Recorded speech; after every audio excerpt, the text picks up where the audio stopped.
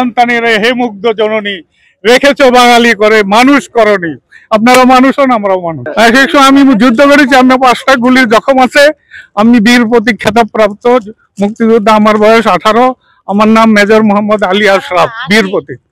আমার বয়স 80।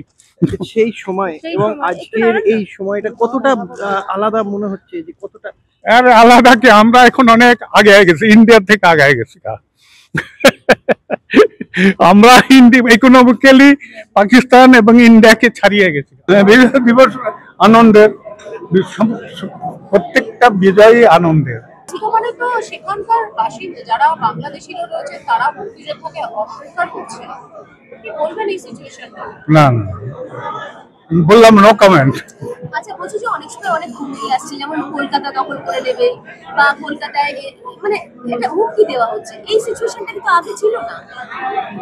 শুনেন, আমরা তো এক বাংলায় ছিলাম, ইংরেজরা ডিভাইড করে দিয়েছে। কেউ যদি পাগলের মতন বলে যে কলকাতা দখল করে নেবে, তো হি ইজ এ ম্যাড।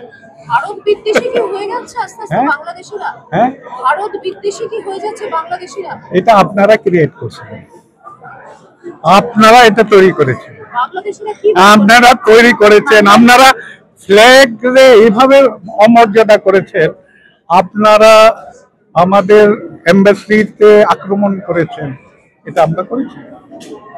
ওখানে সংখ্যালঘুরা এখন কেমন আছে? অফকোর্স ভালো আছে, আপনাদের চেয়েও ভালো আছে। কিন্তু এই যে ঘটনাগুলো এইগুলো সব এক্সাজারেশন।